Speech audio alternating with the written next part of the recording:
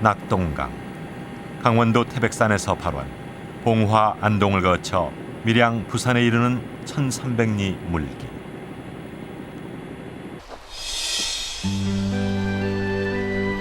낙동 정맥에 많은 지류가 모여 백두대간의 남동쪽을 끼고 도는 남한에서 제일 긴 강. 생명체들은 이 긴 강만큼이나 오랜 동안 자연의 변화에 적응해 살아왔고, 낙동강은 그 생명들의 젖줄이었다.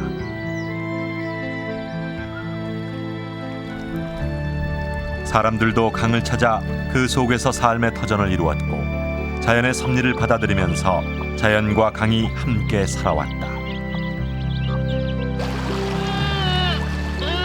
그 생명의 강, 낙동강의 현재 모습은 어떨까?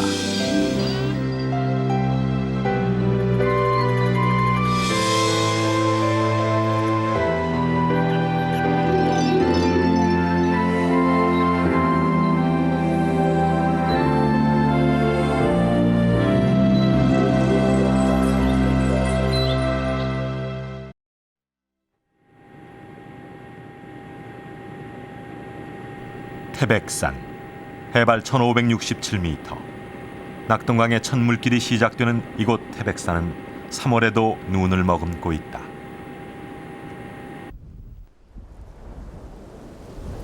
그 눈 속에서 피어나는 복수초는 봄의 전령이다.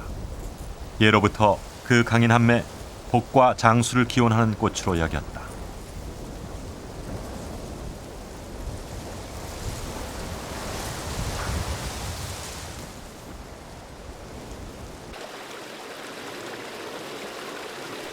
태백산에 눈이 녹기 시작하는 4월.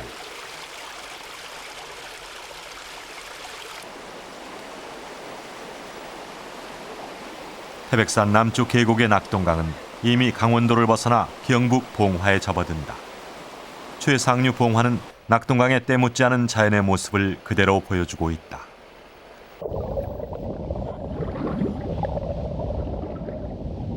열목어. 한여름에도 수온이 17도 이상 올라가지 않는 찬물에 서식하는 까다로운 물고기다. 낙동강에서는 최상류인 이곳 백천계곡에서만 볼 수 있다. 겨우내 깊은 물의 바위 밑에 모여 지내다가 얼음이 녹기 시작하면 얕은 여울로 나와 먹이 활동을 시작한다.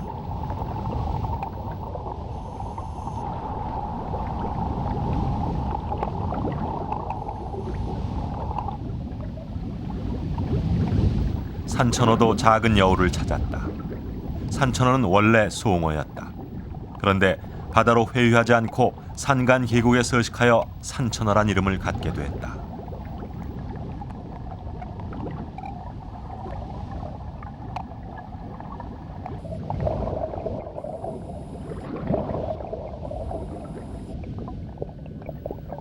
연가시는 메뚜기나 사마귀 등에 기생하다 성장하면 물로 나와 독립생활을 한다.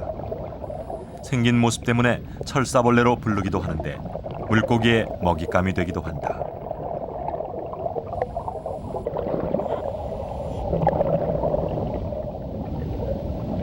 금강모치가 겨우내 쌓였던 낙엽에 모여들었다. 이른 봄 산란기가 되면 무리를 지어 다니는 습성이 있다. 산란을 앞두고 몸을 살찌우기 위해 낙엽 속 먹잇감 찾기에 분주하다.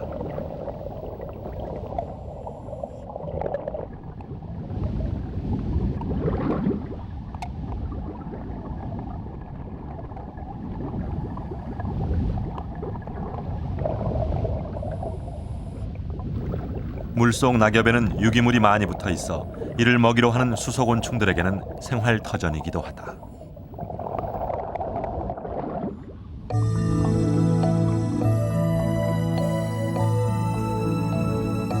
날도래류 유충은 물고기들에게 중요한 먹이원이기도 하다. 날도래류 유충은 낙엽을 갉아먹어 물속 유기물을 소비하는 1차 소비자이기도 하지만 물고기들의 먹이원이기도 하다.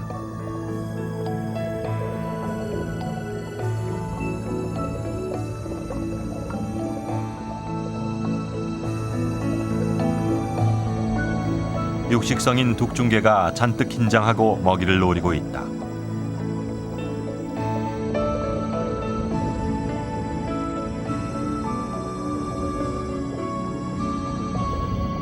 이동 중이던 날돌의 유충은 둑중계의 제물이 되었다.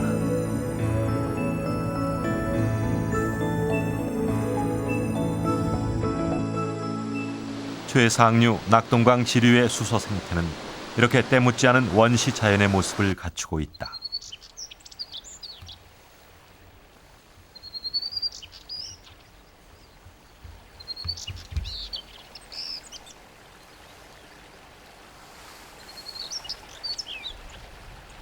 (4월의) 낙동강은 본류에서도 봄맞이 준비가 한창이다. 낙동강은 이제 보다 사람들과 가까워지고 강마을에는 새들이 모여든다. 강마을 농가의 고목은 새들이 둥지를 틀기 좋은 곳이다. 맹금류인 올빼미가 어느 새들보다 일찍 이곳을 찾았다. 텃새인 올빼미는 암수가 함께 둥지를 마련한다. 밤나무 둥지에 3개의 알을 낳았다.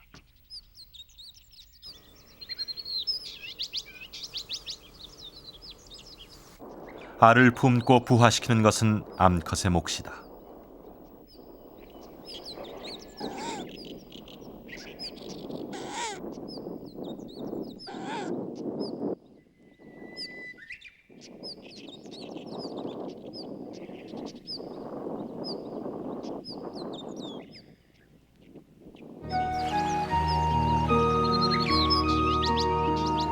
강가로 접근할 수 있는 길도 나 있지 않는 산간오지인 이곳 강마을은 나룻배가 유일한 교통수단이다.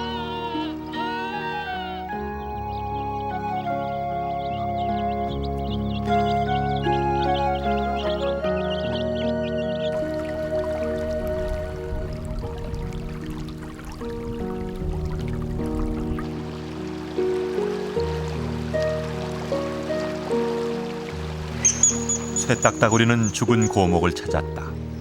죽은 나무는 딱따구리와 같은 새에게는 부리로 구멍을 내어 둥지를 짓기에 제격이다.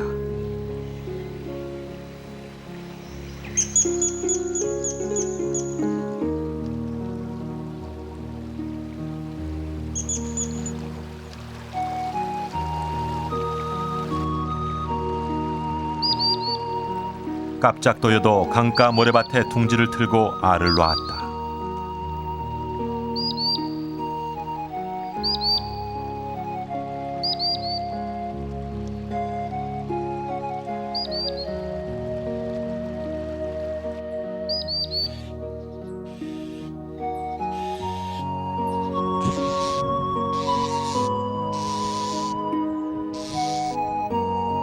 찌르레기는 감나무를 찾았다.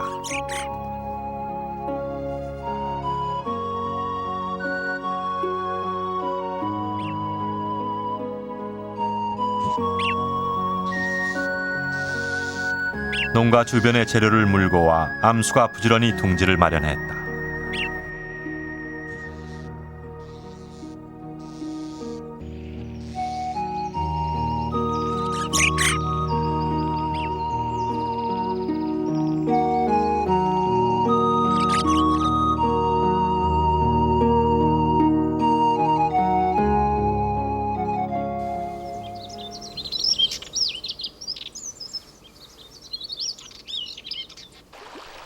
(5월) 나무에 물이 오르면 마을 앞 강가의 물고기도 산란기에 접어든다.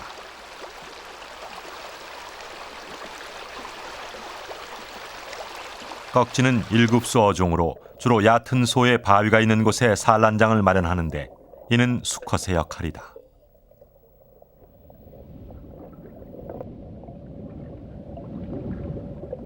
산란장을 준비한 수컷은 짝지을 암컷을 찾는다.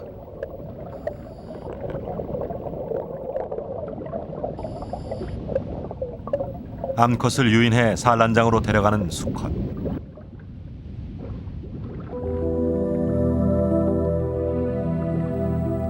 산란장에 들어서면 곧바로 산란전 행동에 들어간다. 이는 수컷이 암컷의 산란관을 자극해 산란을 돕는 것으로 길게는 반나절이 걸릴 경우도 있다.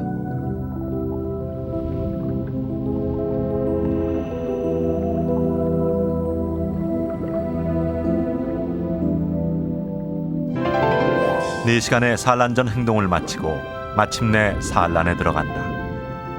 암컷은 돌면에 한 줄로 알을 붙이고 이내 수컷은 뒤따르며 수정시킨다.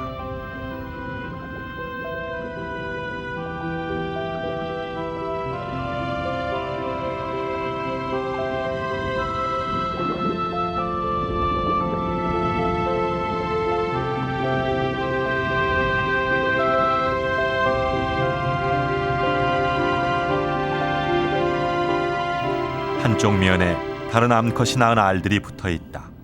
수컷 한 마리가 여러 암컷을 불러들인 것이다. 수정을 마치며 암컷은 떠나고 이제 양육은 수컷의 몫이다. 수컷은 수정된 알을 지키고 지느러미로 끊임없이 신선한 물을 갈아준다.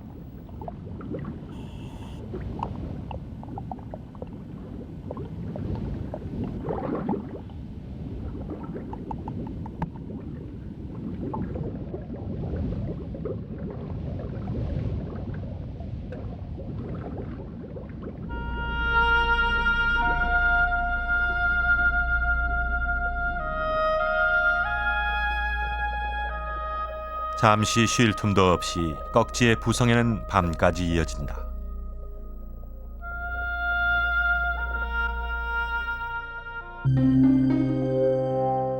밤이면 알을 노리는 침입자는 늘어난다.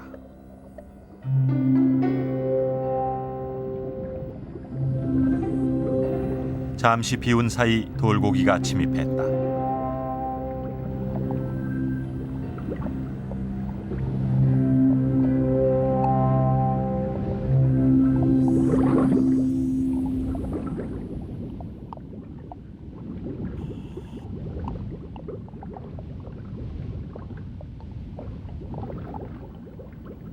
꺽지의 이런 노력에도 불구하고 그 자신이 위협받을 수 있는 상황은 언제든지 발생할 수 있다.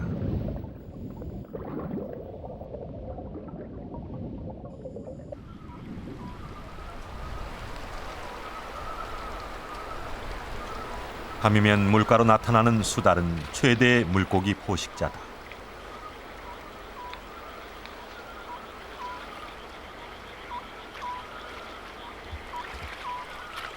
수달은 이미 개체수가 많이 줄어들었지만 이곳 봉화의 강변에서는 어렵지 않게 볼 수 있다.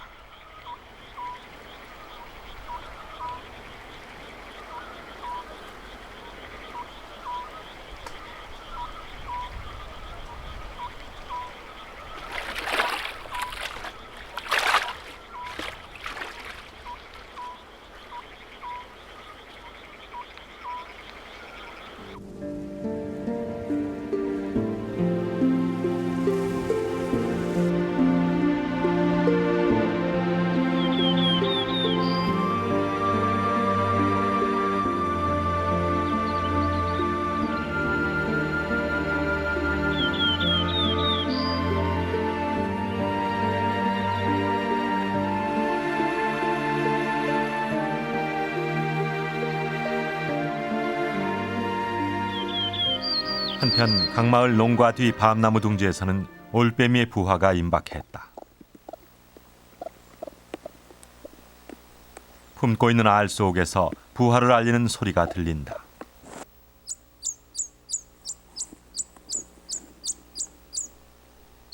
알은 2, 3일 간격으로 하나씩 부화했는데 마지막 알의 부화는 일주일이 늦었다.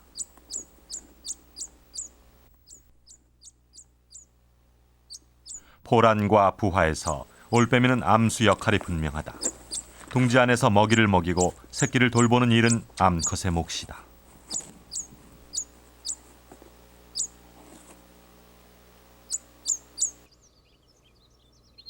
수컷은 밖에서 둥지를 지키는데 혹시 있을지도 모를 침입자에 대한 경계를 늦추지 않는다. 잡식성인 청설모는 언제든지 둥지의 새끼를 넘볼 수 있는 위협의 대상이다.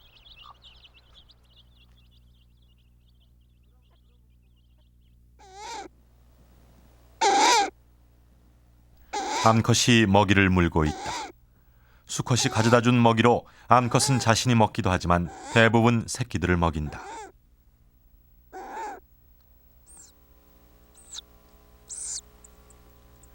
먹이를 받아먹는 새끼들은 서로 먹이 경쟁을 한다. 일주일 늦게 부화한 새끼는 항상 뒤처져 발육이 늦다.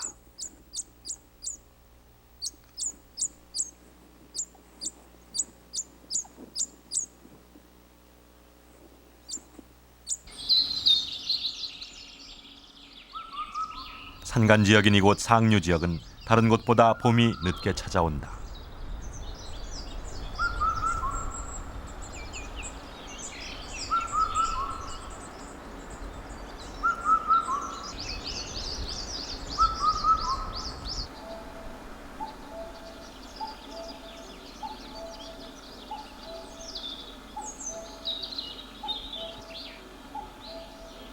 밤나무의 잎이 무성해지고 올빼미 새끼들은 하루가 다르게 모습이 변해간다.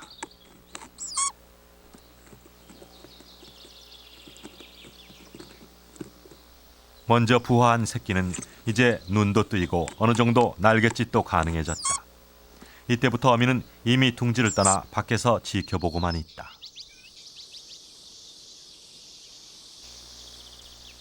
그런데 일주일 늦게 부화한 새끼는 아직 눈도 뜨지 못한 채 다른 놈들보다 발육이 뒤처져 있다.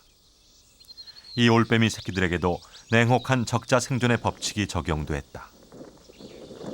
결국 발육이 제일 늦은 새끼는 며칠 후 둥지에서 그 모습을 볼 수가 없었다.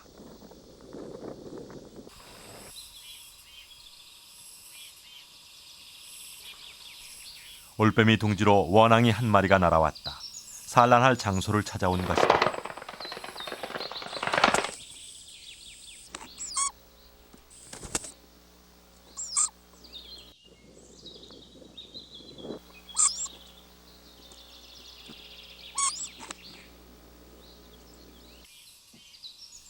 아무래도 원앙이 암컷은 좀 더 기다려야 할 것 같다.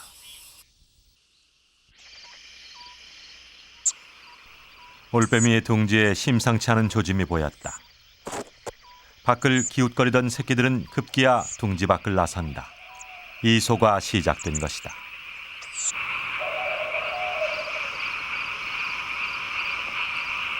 처음 보는 바깥 세상.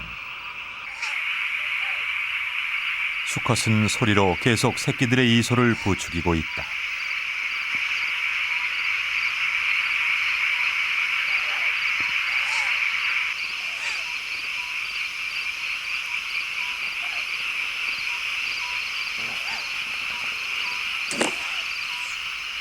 처음 내딛는 어설픈 발걸음.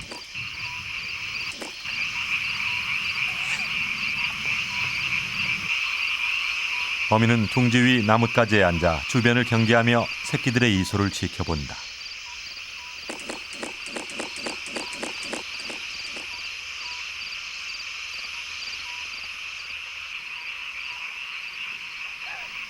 마지막 한 마리.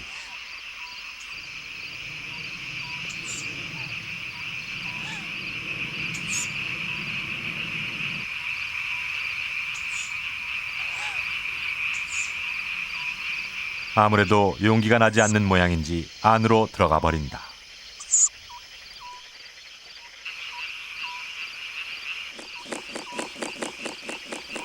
맹금류는 대체로 둥지를 떠날 때 나는 연습까지 마치고 떠난다.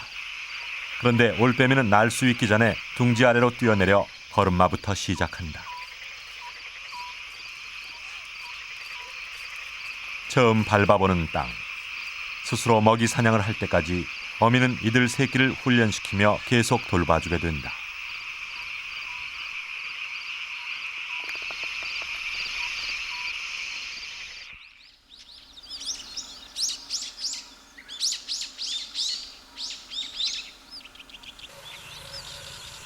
이튿날 작은 나무 위에 오른 새끼를 볼 수 있었다. 이놈은 이제 냉혹한 자연 법칙에 적응하면서 이 강마을 뒷산의 제왕으로 자랄 것이다. 그때까지 어미의 역할 또한 계속된다.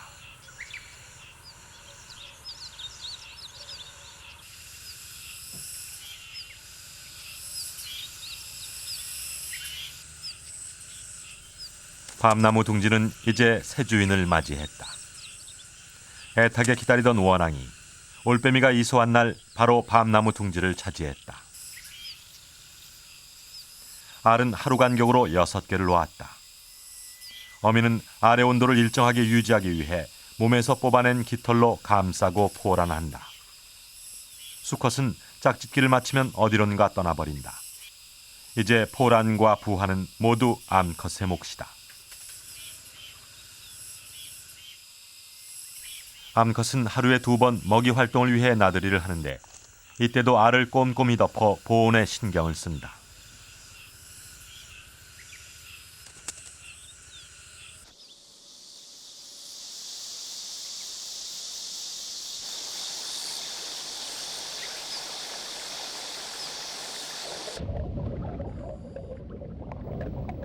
새들 못지않게 강한 부성애를 간직한 꺽지.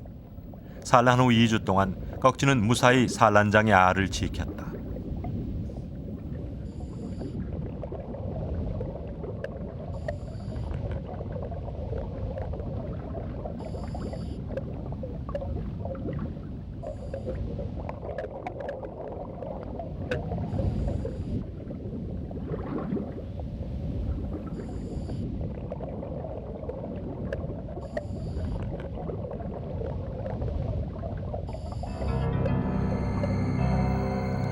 그런데 잘 자란 알들의 올챙이들이 달려들었다.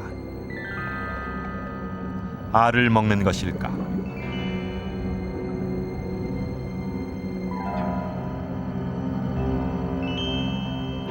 알의 껍질을 빨아먹고 있다.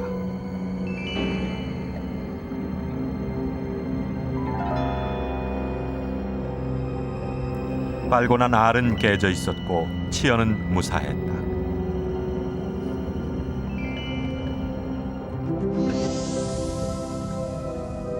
올챙이는 치어에게는 전혀 관심이 없고 깨진 알 껍질과 그 안에 있던 양수를 먹는 것이었다.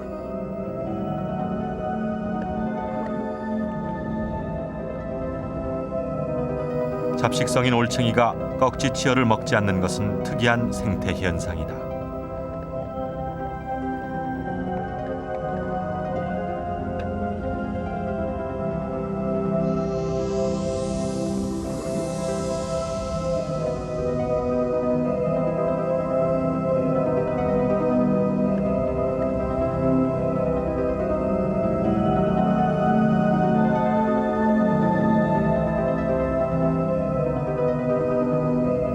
올챙이가 산란장 입구에 하나둘씩 모여들 때도 꺽지는 올챙이를 전혀 신경 쓰지 않고 있었다.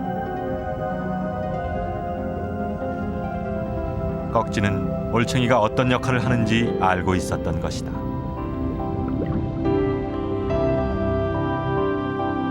부화 단계에서의 꺽지와 올챙이의 일시적 공생관계. 수백 마리의 치어는 그 과정에서 일시에 모두 부화했다.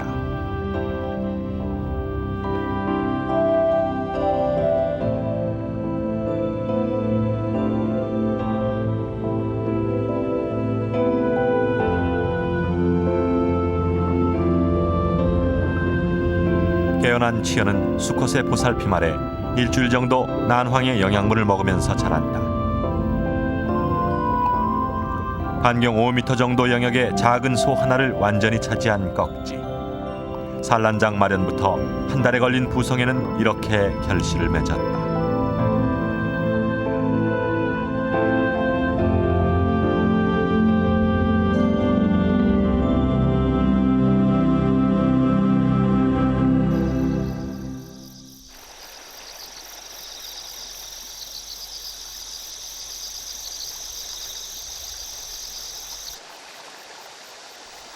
여름.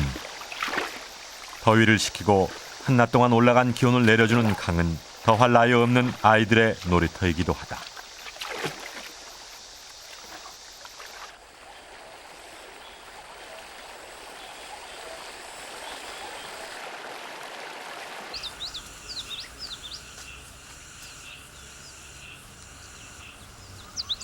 더위를 피해 강가 덤불숲에서는 장수말벌이 집을 마련했다.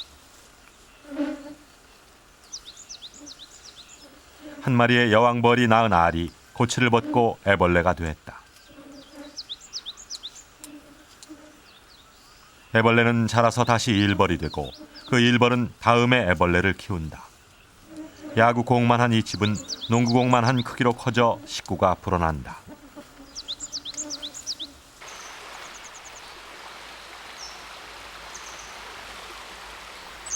여름 철새들도 이곳 강가를 찾았다.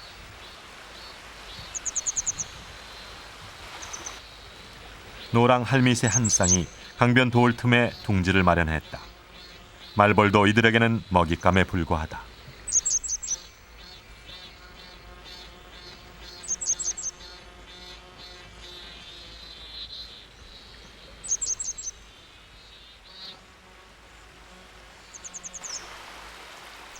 수컷은 계속해서 벌이나 풀벌레 같은 먹이를 찾기에 여념이 없다.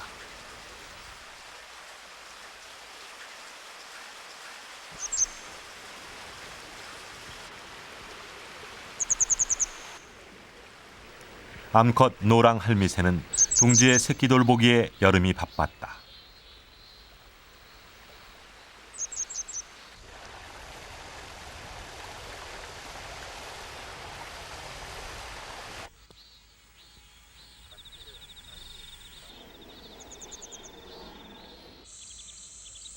강마을 밤나무 둥지에 알을 낳았던 원앙이도 이제 한 달을 넘기고 있었다. 원앙이 새끼는 알 속에서 이미 많이 자란 상태로 태어났다. 원앙이는 부화한 후 하루 내에 둥지를 떠나게 된다.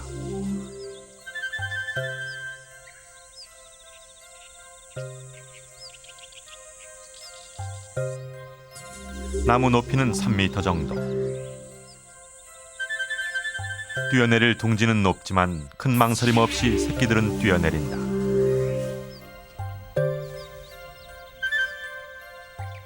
잠시 잃었던 정신을 차리면 새끼는 본능적으로 물가로 향한다.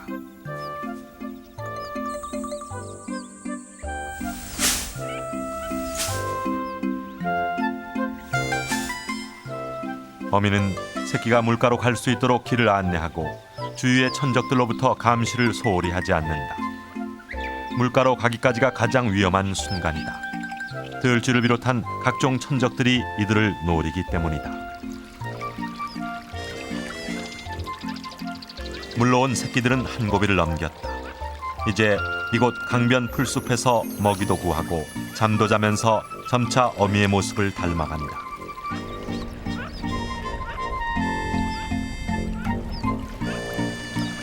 이소 후 한 달간 어미의 보살핌으로 새끼들도 이제 낙동강의 한 가족이 됐다.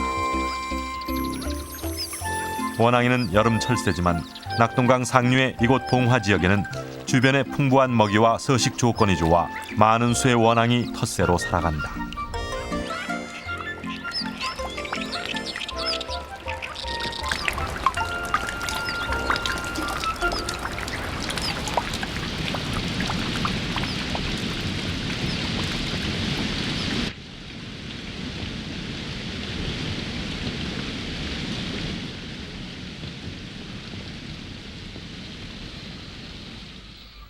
비는 강을 터전으로 살아가는 동물과 식물들에게는 생명수와 같다.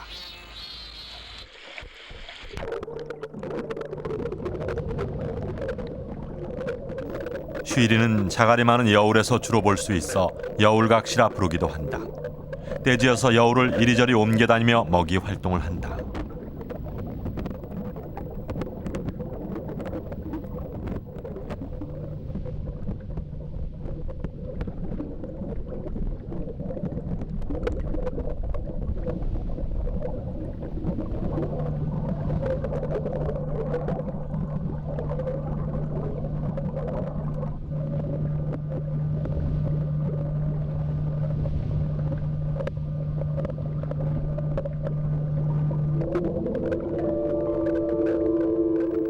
수수미꾸리는 이곳 낙동강의 상류에서도 특히 자갈이 많은 곳에서 볼 수 있는 낙동강 특산종이다.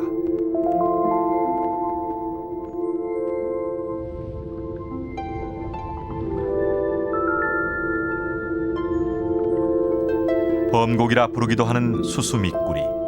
무리를 지어다니는 것은 산란철이 됐기 때문이다.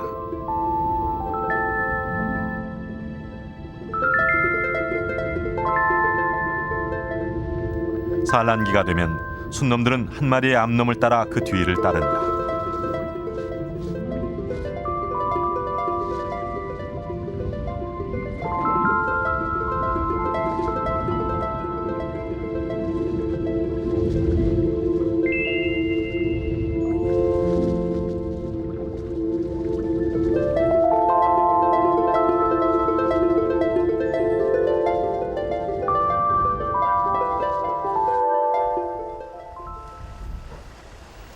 지난 86년에서 88년 사이 봉화의 낙동강 상류에는 3개의 소규모 댐이 세워졌다. 수력 발전을 위한 댐이다. 이곳에서 댐은 수소 생태계에 어떤 영향을 미치고 있을까?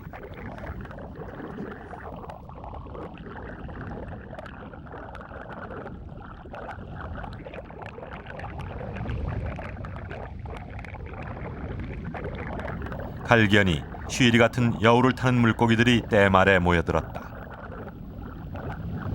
댐으로 어로가 차단돼 이들은 더 이상 상류로 올라갈 수 없다.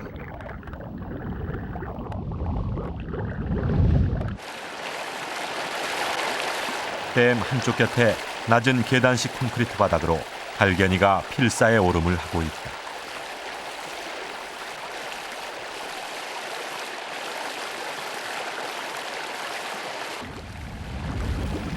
조금의 물길이라도 보이면 본능적으로 물살을 타는 갈견이. 쏟아지는 물살을 거슬러 앞으로 나아가기가 힘겹기만 하다.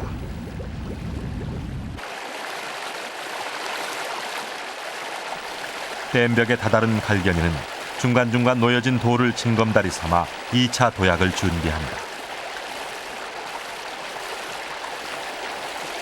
갈견이의 도전은 애처롭기만 하다.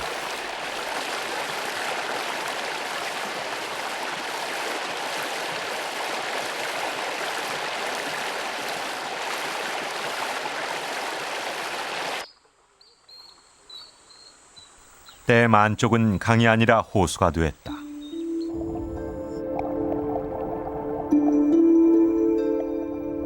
정체된 물은 우선 시야를 흐리게 했다.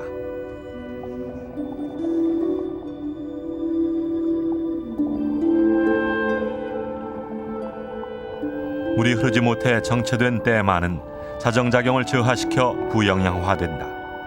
그 결과 돌 표면에 규조류 등이 쉽게 부착해 온통 바위 표면을 덮는다. 규조류 등이 번지면 꺽지같이 돌 표면에 알을 붙이는 어종에게는 특히 악영향을 미친다.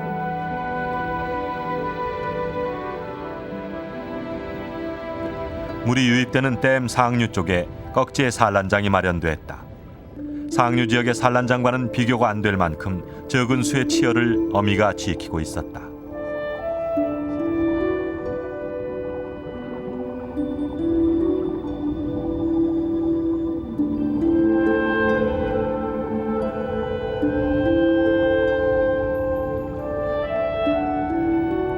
바닥은 이미 각종 퇴적물이 자갈을 덮고 있다. 바닥에 모래나 자갈 표면에 붙은 유기물을 걸러먹는 돌맞아. 부영양화되어 바닥에 가라앉은 유기물을 쉴 새 없이 걸러먹고 있다.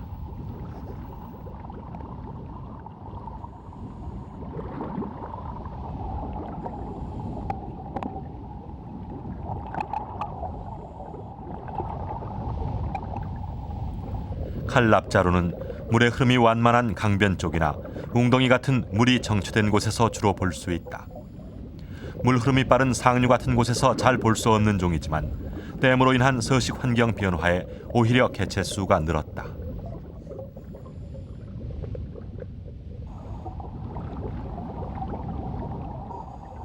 강물의 허리를 자른 댐으로 인해 상류와 하류의 생태계는 그 다양성을 잃고 생물 종이 단순화되어가는 과정을 확인할 수 있었다.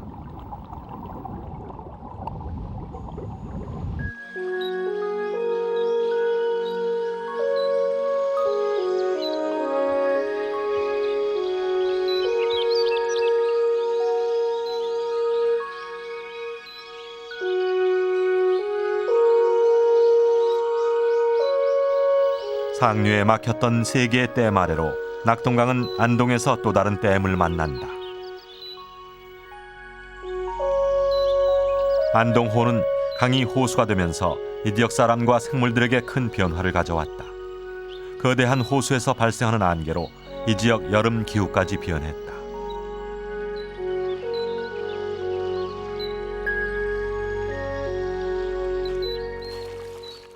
안동호를 터전으로 살아가는 이곳 어부들은 마을이 수몰돼 물에 잠기자 농사일을 하지 못하고 어부가 됐다.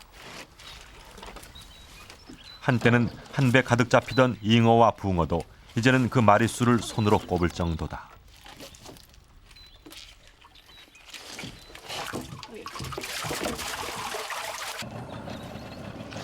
대신 베스와 블루길이 그 자리를 차지하고 있다. 전에 같으면 그물을 일어놓은 붕어들을 뭐 하루 아침에 나오면 3, 40간씩 잡고 이랬는데 요즘은 뭐 한 5간, 3간 또 잡기 바쁘니까 베스가 외려 좀 있고 버튼 뭐 고기 베스가 활성화되고 버튼 고기가 붕어들이 안 잡히더라. 토종 고기들이 뭐 딴 모든 뭐 빠가살이라 동작이라든가 이런 고기도 많이 안 잡히더라고요. 아우 백년어가 걸려 그물 다 집어찢었네. 그물에 큰 구멍을 낸 녀석의 정체는 과연 무엇일까?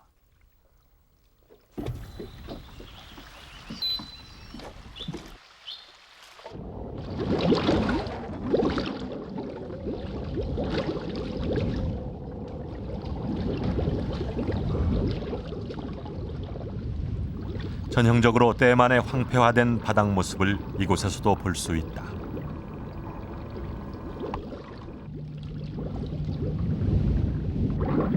베스는 이제 이곳 안동호의 생태계를 지배한 지 오래다.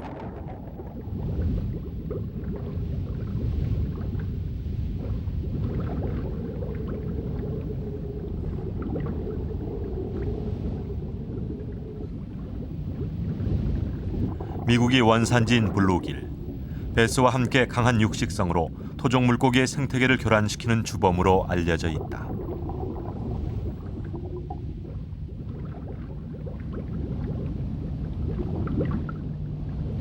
강물이 유입되는 곳에 블루길이 때로 모여든다. 호수와 강을 드나드는 물고기를 잡아먹기 위해서다.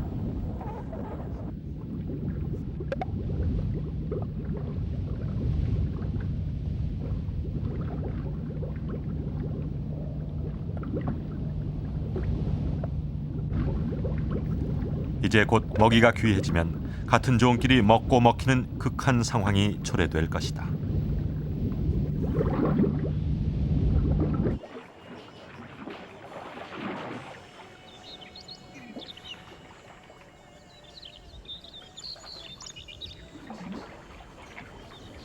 그물에 큰 구멍을 낸 녀석의 정체를 확인한 곳은 안동댐 취스탑 부근이다.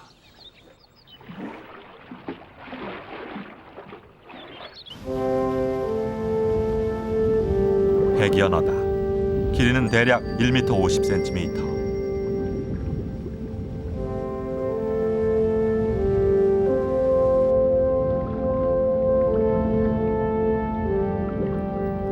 백연어는 초옥과에 속하는 초식성 어류이다. 주로 녹조류 같은 식물성 플랑크톤을 걸러먹는다.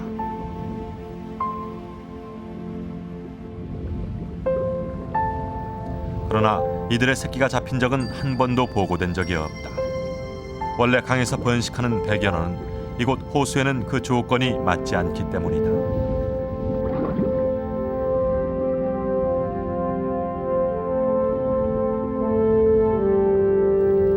지난 63년에 최초로 들여와 방류된 후 대를 잇지 못하고 계속 커져만 가는 이상한 생태계.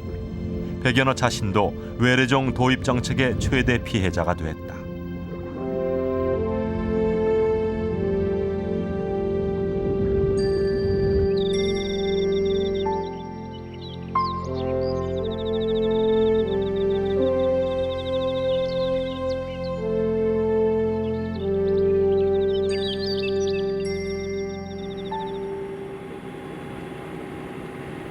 안동댐 하류에서 새로운 물길을 시작한 낙동강은 물 흐름이 느려지면서 모래가 쌓이고 습지가 형성된다. 낙동강 특유의 모습을 보여주기 시작한다.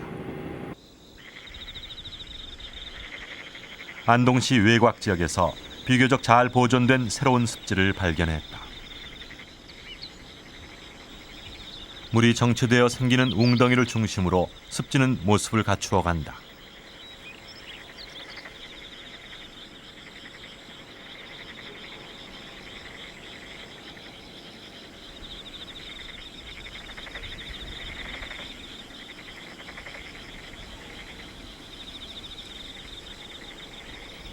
웅덩이를 중심으로 수변식물과 수생식물들이 고르게 분포하는 이곳 습지는 전형적인 살아있는 습지의 모습을 갖추고 있다. 수변 식생대가 발달하고 수초가 많아지면 물고기들에게도 습지는 좋은 서식처가 된다.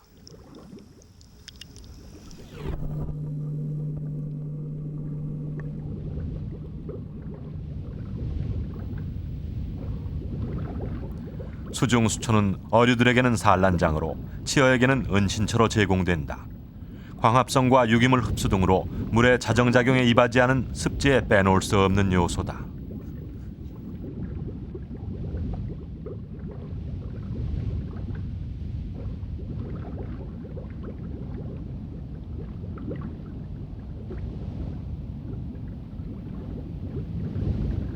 산란 시기를 맞은 가시납지리가 혼인색으로 치장하고 산란터를 마련했다.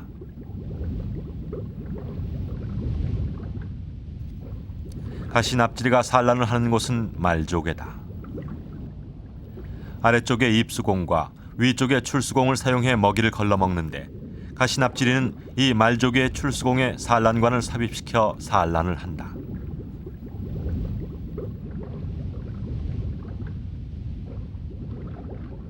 건강한 말조개를 확보한 수컷은 암컷을 데려올 때까지 조개 주위를 자기 영역으로 삼는다.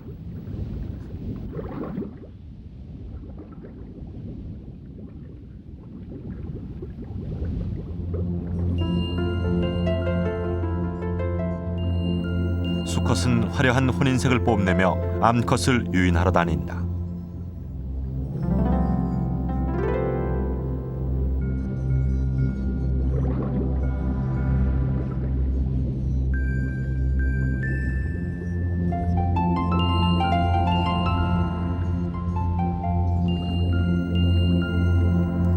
산란기에 접어든 암컷은 산란관을 길게 늘어뜨리고 수컷을 따라 산란할 말조개를 살핀다. 산란이 결정되면 산란은 순식간에 이루어진다.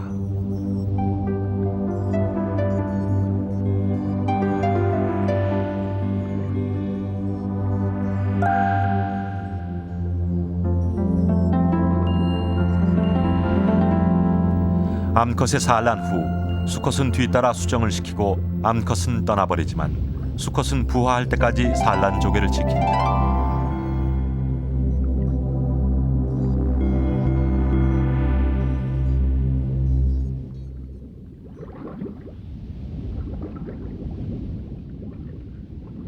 각시 붕어도 말조개에 산란하는 종이다. 물 흐름이 느리고 물풀이 우거진 늪이나 웅덩이 같은 곳에서 서식을 한다.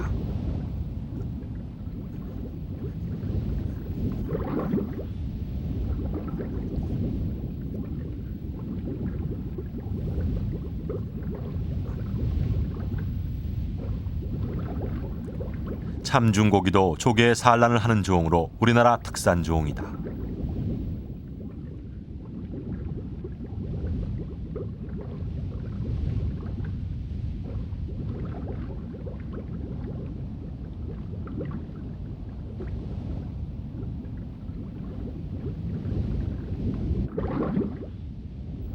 수초는 물고기들의 산란장과 치어들의 은신처로서의 역할 외에도 물을 정화시키는 역할을 한다.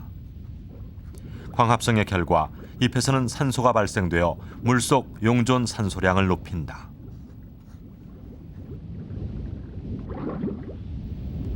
잎이 물 위에 떠 있는 수초도 뿌리에서 그 역할을 한다.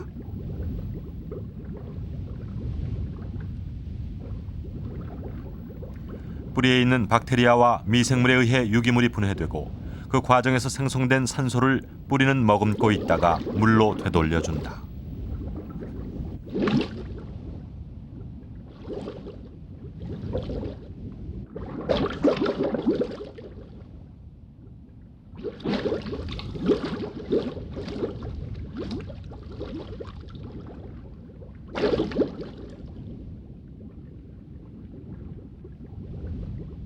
수초는 수서 생물들의 보육장이기도 한 동시에 이렇게 습지의 자정작용을 촉진시키고 유입된 물은 수초 지대를 지나 깨끗한 물로 바뀌어 다시 강으로 되돌려진다.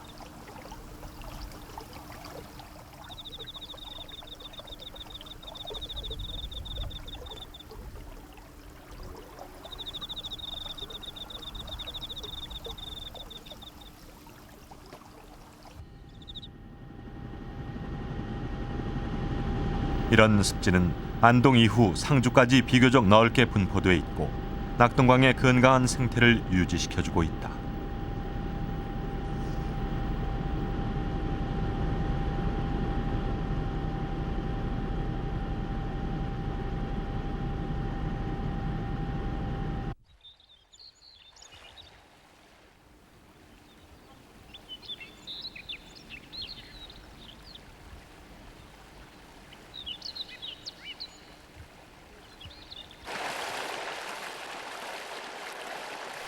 낙동강은 모래의 강이다. 중류로 접어들면서 강의 유속은 느려지고 모래가 퇴적되기 시작한다.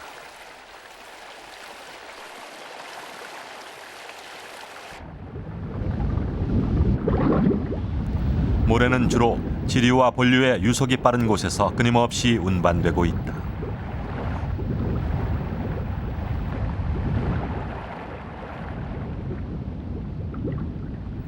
침전된 모래는 물속 유기물을 걸러내는 필터 역할을 한다. 걸러진 유기물은 역시 모래 속 박테리아와 조류에 의해 분해되고 산소를 발생시킨다. 모래가 많은 이곳 낙동강에서만 볼 수 있는 기름종개. 낙동강 특산종으로 모래 속 유기물을 걸러 먹고 있다.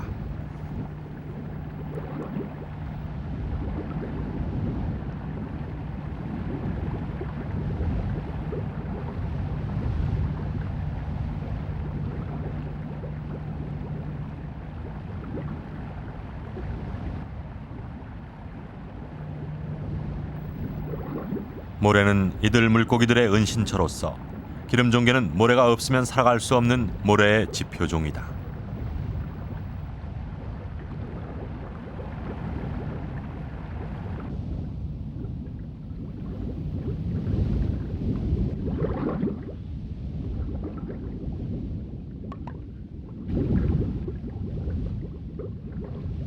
여울마자도 낙동강 특산종으로 잔자갈이나 모래가 깔려있는 잔여울에 서식을 한다.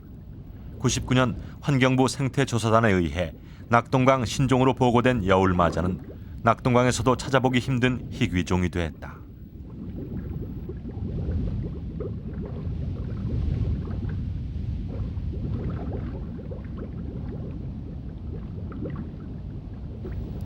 이제는 멸종 위기종으로 분류된 흰수마자는 낙동강 중상류 모래가 많은 곳에서 간혹 볼 수 있는 종이 됐다.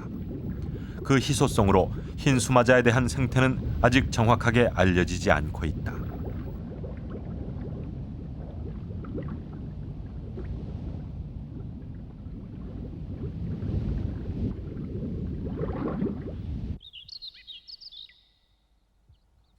모래에 서식하는 이들 보호종들은 중상류의 일부 개발이 미치지 않은 곳에서만 볼 수 있었다. 이들 보호종들이 멸종으로 치닫는 것은 모래의 강 낙동강에서 모래가 사라지고 있기 때문이다.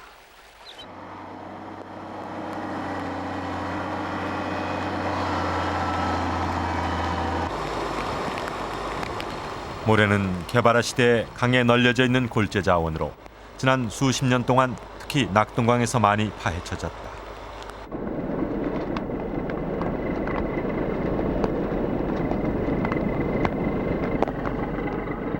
모래 채취로 강 하류는 파여지고 물고기들의 서식처는 파괴됐다.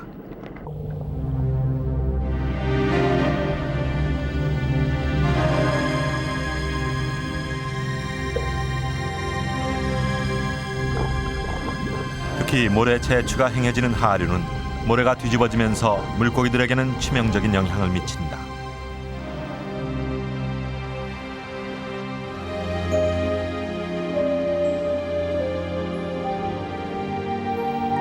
모래 채취장 바로 밑 쏘가리와 메기들이 아가미가 막혀 죽어가고 있다.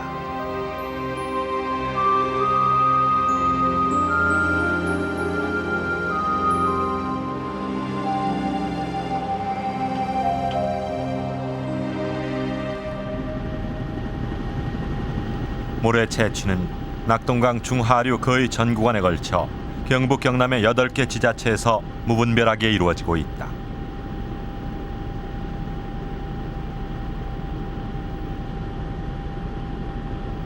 흐르던 낙동강 물과 금빛 모래는 1년 내내 흑빛으로 물들어 있다.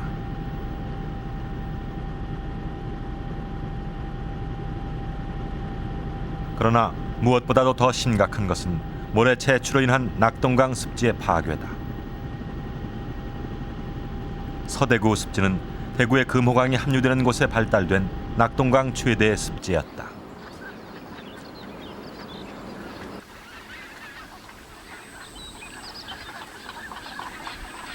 한때 두루미나 흑두루미 같은 겨울철 새들의 최대 월동지였던 이곳은 더 이상 새들이 찾지 않는 불모지가 됐다. 몇 평 남지 않은 조그만 모래톱만이 이들 새에게 허락된 공간의 전부다.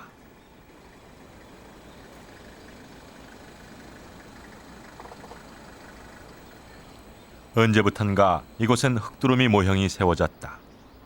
지나가는 흑두루미를 유인하기 위한 방안이다. 거기에 햇빛 비치고 바람을 나기도 흑두루미 통과 시기는 10월 중순. 일주일을 기다린 끝에 북쪽에서 날아오는 한 무리의 흑두루미가 포착됐다.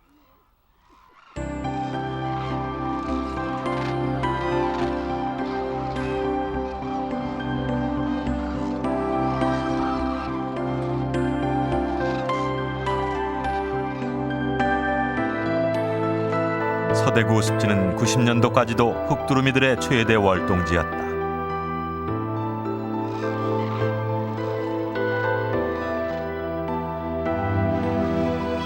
결국 흑두루미는 30분간 상공을 선회하다 떠나버렸다. 서대구 습지는 이제 그들이 내려앉을 만한 곳은 어디에도 없었다.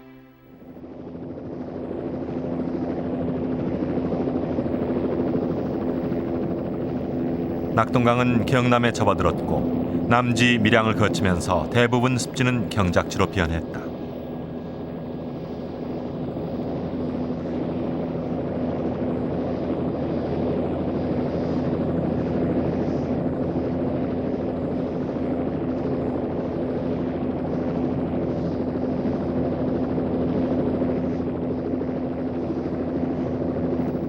낙동강 하구원은 지난 87년에 완성된 인공 제방으로 바다와 강을 완전히 분리시켰다.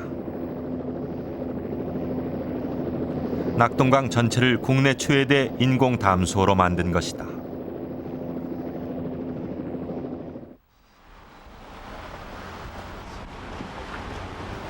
하구원이 생기기 전 이곳은 바닷물과 민물이 만나 어족 자원의 보고였다. 수문의 한쪽 끝에 있는 1m 크기의 어도. 이제 회유성 어종들에게는 이 어도가 강으로 올라가기 위한 유일한 통로가 됐다.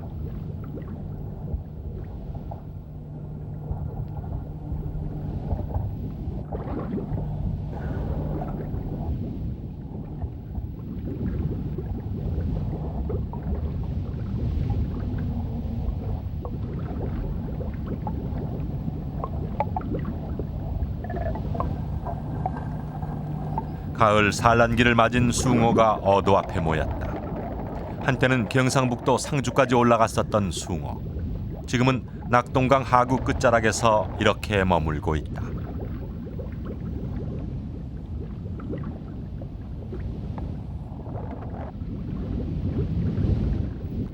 농어도 이 시기가 되면 강을 오르지만 수문은 이들의 오름을 허락하지 않았다.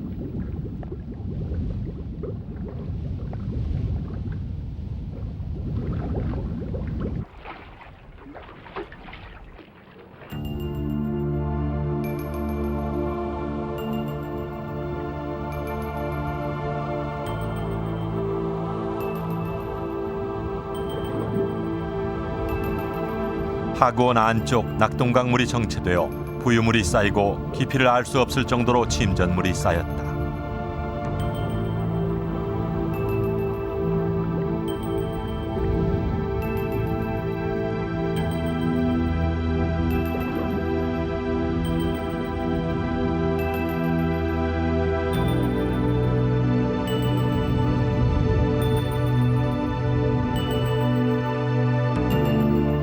그 침전물 속은 이미 메탄가스로 가득 차 있었다.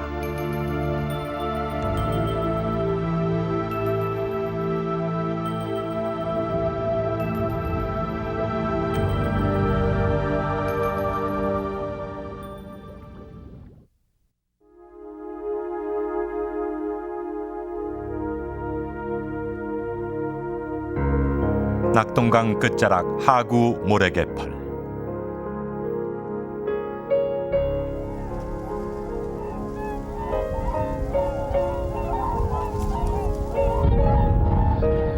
올해 이곳은 고니를 비롯해 유난히 많은 철새들이 찾았다.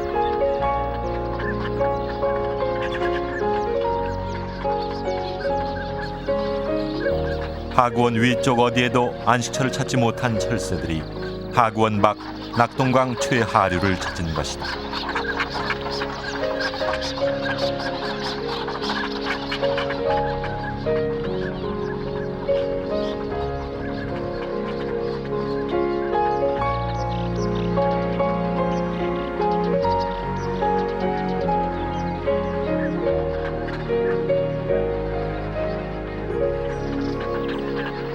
낙동강이 바다와 만나는 맨 끝 이 짜투리 땅에서 우리는 아직 살아있는 낙동강 모습을 찾아볼 수 있었다.